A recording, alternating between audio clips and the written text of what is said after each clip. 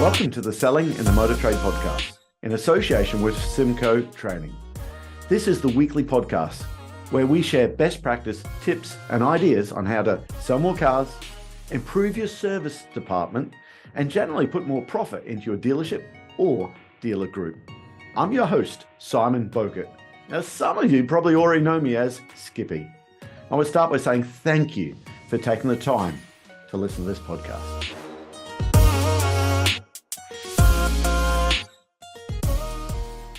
Hi, and welcome to another episode of Selling in the Motor Trade. Now listen, previous weeks, we've been talking about that test drives don't work, but demonstration drives do. And it got me to thinking, that's just a play on words, okay? And of course, we wrote the book, Words That Sell Cars. So I want to talk about some good words and maybe some bad words other than test drives and demonstrations. We've done that one to death, but there's lots of similar little things like that. Now, we've got to say this to start with, though. It's not what you say, it's how you say it is so important, okay? You think about it, on a training course, so often we'll turn around and say, oh, fuck off. You can say that to your family, your friends, and they'll laugh at you. But if you turn around and say, no, fuck off. That means a completely different thing. See, it's not the word there. It was the tone of voice. If you're watching this on video, my eyes changing, the look on my face and everything. It's not so much the word, it's how it is said. If I turn around and say, I love you, there's not an issue with that at all. I've turned up to some poor person on a training course and say, oh no, I love you. I'm going to end up in a tribunal. Okay, my wife's going to go and kick my ass. It's not what you say, it's how you say it is all important. Now, having said that, we're actually going to talk about some of the words as well. Okay, so the first one is avoid the word test drive when you're speaking to customers, managers, talking to your salespeople. Let's demonstrate the right feature to the right customer at the right time. Let's have a look at some of these other words that you might want to tweak or improve or change. First one, can't and buy. You tell anyone in the world they can't do something. What's natural human reaction? Tell me I can't. I'll show you. So if you tell a customer, we can't give you $14,500 for your car, you've set the customer a challenge. Also, if you say, listen, what would you buy it at? The word buy implies shelling out money. Never forget, people like to own things, but they're not sure if they want to buy things. Give you an example. I would love to own a Cirrus jet. I would actually. Okay, I can't fly it, but I'll learn, right? I'd love to own one because I travel around Europe all the time and it'd make my life so much easier. I really would like to own one. I'm not too sure I'd like to buy one because that implies shelling out $4.3 million out of my bank account, which would hurt. So people like to own things, not buy things. So what do we swap them with? My two favorite words in negotiation. That's just not feasible. How flexible could you be? Let's have a listen to this. Customer says, $14,500 for my car. Okay. Well, I want $14,500 for my car. That's what I want. We can't give you $14,500. Okay. What would you buy that? Or we can't get to that balance to change. What would you buy that? Okay. Just turn around and say, hey, Mr. Customer, that $14,500 for your car, that's just not feasible. How flexible could you be? That balance to change of $28,000, that's just not feasible. How flexible can you be? Okay. Now, here's where some of you might fuck it up a bit. I hear some salespeople say, hey, listen, that's just not feasible. Can you be flexible at all? Of course, what's the answers there? No. Hey, listen, that's just not feasible. How flexible could you be? You might want to try that one. Okay. Or next word, payment. Yep. I'm going to put that down as a bad word. Your payments work out at $638 a month. Okay. Do we want another payment in our life? I don't know about you, but I have enough payments coming out every month. We all do. Okay. So if you say the payment works out at $638 a month, just swap the word payment for nothing. Hey, listen, that works out at $638 a month. Okay. So just don't use the word payment. Oh, next one. I stole this from Rod Pether. Okay. I just get you to sign here, here, and here. The word sign. How many times have we been told, don't sign something, don't sign on the bottom line, never ever sign something, okay? He said, swap the word to okay. Listen, what I'll do is I'll just get you to okay it here, here, and here. It means the same thing, but in a customer's subconscious mind, they're not going to go into, oh, don't sign anything until I'm entirely happy. I'll just get you to okay it here, here, here. Oh, here's another idea for you. Okay, this is not so much a word, but it's a symbol. And that is a big cross. I used to turn around and say, can I just get you to sign it here, here, and here, while putting big crosses where I wanted people to sign? That's double bad. We got the word sign there. And the first time I seen lots of crosses in my life was on my school tests. Okay, crosses mean bad. Why don't you just say, okay it here, here, here, and put a tick or a check mark, okay, whatever country you come from.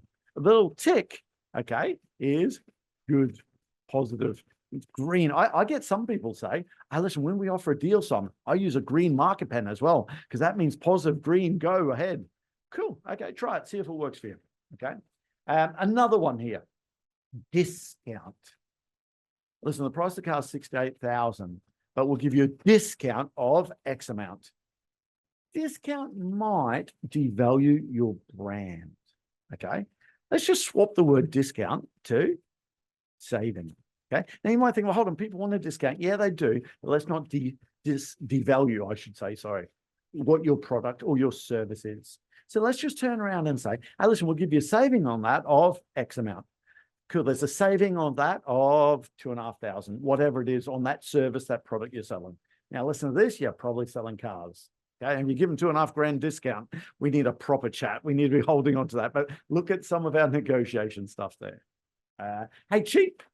Listen, this is really, really cheap. Listen, we can get you into your car and it's going to be, it's so cheap to get into a new car at the moment. Let's swap that word to cost effective. Mr. and Mrs. Customer, if you've got the slightest interest in changing your car over the next 12 months, it's never going to be as cost effective as it is right now. Okay. Cost effective is cheap, but cheap might cheapen the car. Next one, this is motors trade specific, and that is trader. This is when we go phone a few traders to get the best price for your car. Trade implies cheap. If I say to you, listen, I could get you, I don't know, some carpet at trade price. Does that imply cheap? Of course it does. Do people want a cheap price on their car? If you say we're going to phone a few traders to get the best price on your car, what you're actually saying to the customer's subconscious mind is, we're going to phone a few cheapers. And the cheap price for your car is whatever it is, $13,500. Don't use the word cheaper. Swap the word around to what a trader actually is. A trader is an independent buyer. That's someone that just hasn't got the overheads we've got here in the franchise dealership. Listen, my boss is going to contact a few independent buyers. You see, we work within a market. We don't create the market. Okay. Think. Yep, I'm going to put think in the bad category for a couple of reasons. Number one, okay, I see or hear so many times a brand new salesperson, sometimes experienced salespeople as well, put a deal in front of people on the iPad, on the computer screen. If they've got the deal stacker, a Foursquare they might be using, they'll get to the end of the presentation and say, that works out at X amount over the 36 months or Y amount over the 48. So what do you think? What's the last word we just left in the customer's head? And the last word is think. Okay. What are we telling customers' subconscious mind to do? I think I need to think about it. Guys, that hit me like a ton of bricks when I first heard that, because the first 8 years of my selling career, I used to say to every single customer, so what do you think? What are your thoughts? How's that sound? But guess what I was actually telling them to do? I was actually telling them to go and think about it. Okay. Or what about this one? Right at the end. Okay. Customers want to go home. Well, that's before. We definitely need to think about it. Too often I hear experienced salespeople like, so what do you need to think about? Okay. That's where I find customers dig their heels in. I say, well, it's a big decision. It shouldn't be taken lightly. Yes, We want to know what the customer wants to think about. Yes, we want to uncover the objection. So instead of just saying, so what do you want to think about? Let's just turn around and say, I understand that buying a car is a big decision and shouldn't be taken lightly. But listen, I hate to think you leave here. You get to the traffic lights across the end of the road there. You turn around to one another and say, you know what? If only they'd done such and such, we would have gone ahead with that. If only you'd done X, Y, Z, we would have gone ahead with that. Just so you don't have to have that conversation. While you're here, what would that such and such be? In fact, I've got to tell you, you know what one of the worst things I think you could ever say to a customer? Actually, that's not true. One of the worst things you could ever say to a customer is, when's the baby due? And they're not pregnant. That's pretty bad, okay? But other than that, one of the worst things, and we hear it all the time. Guys, we harp on this point all the time because I still hear it in 2024 so much. I hear managers go out and say to their salespeople, tell the customer this. Hey, Mr. Customer, is there anything I can do to get you to buy the car while you're here today?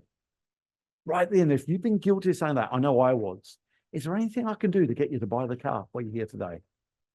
If you don't close that customer, you're almost certainly guaranteed a shocker.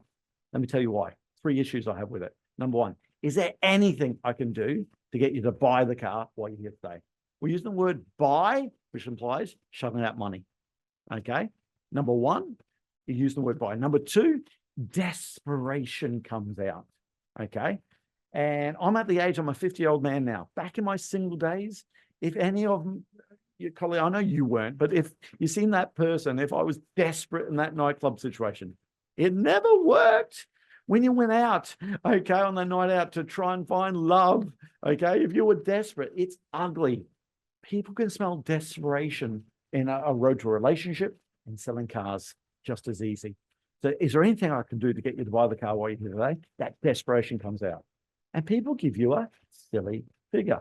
Yeah, give me $4,000 for my car. Okay, and it's only worth $1,000. I'll buy it. Yeah, make the balance to change 38,000. I'll buy it, and you're at 45. Okay, yeah, make the payments 400 a month, and you're at 600 a month. And we, as salespeople, think they're time wasters. Guess what? When you go straight into, hey, is there anything I can do to get you to buy the car while you're here today? You psychologically told the customer, there's more money up your sleeve. All the trust and rapport that you built up in one foul swoop, you've said, hey, listen, I'm a scumbag salesperson. You best go and check my price with someone else before you buy it. So let's not say, is there anything I can do to get you to buy the car while you're here today? You might turn around and say similar things, but in a different way. Try and understand that buying a car is a big decision. It shouldn't be taken lightly. But you know what? No matter how long you think about it, it always comes back to 3 questions. Is that the car you'd really like to be driving for the next 2 or 3 years? Are we the people you feel comfortable doing business with? And those figures fit in the budget you hope to achieve. That's it, really. So can I ask you, is that the car you'd really like to be driving for the next 2 or 3 years? Guys, that's going to be a yes because you've trial closed properly. Are we the people you feel comfortable doing business with? Who's going to say no to that? No one. Well, listen, that just leaves the numbers. Can I ask you, which number here are you not 100% sure about it? Is it the price of that car? The price for your trade-in? That balance, or one of these monthly figures you're not 100% sure about? Okay. Now, listen, there's lots of different ways to overcome the objection. I want to think about it, but try not just to say, what do you want to think about? Or is there anything I can do to get you to buy the car while you're here today? You'll see what I said the same thing, or tried to get to the same result, but just not using those words that actually people close down on. They go back into their shell. Oh, there's another one I just thought about then. Okay. I didn't say which figure don't you like, because if you don't like it, it sounds like a deal breaker. Okay. Hey, is there something about that movie you don't like? I don't like this. I don't like that. I don't like this. Might sound like you hated the movie. If you say, hey, listen, is there anything about that movie you weren't 100% sure about? Well, I wasn't sure about the length of it. I wasn't sure about this and that. It might mean it's just slightly wrong. That's why I use the same thing. And I ask you, okay, is there anything about that car you're not 100% sure about? It's great to flush out. Don't say anything you don't like. Guys, this is just a flavor. Okay, of course, we've got the Words That Sell Cars books, and there's a whole lot of word tracks in there as well. But listen, if you want a quick ebook on it, just send us an email to office@simcoe Training, direct message me if you want. Give us your email address, okay? And we'll send you out an ebook on just some word tracks there that you can send out to your salespeople, okay? And listen, again, thank you so much for everyone subscribing. That's going up all the time there. I really do appreciate that because it helps get this information out to as many people as we can. And we'll see you next time. That just leaves me to say that all details of this episode and other episodes on the selling in the motor trade can be found on our website, simcotraining.co.uk. Go there to get a copy of our book, Words That Sell Cars. Go there to sign up to a free trial of our Sales Fitness online sales training program. Easiest way to get hold of me is Simon Bokert through LinkedIn. Thank you.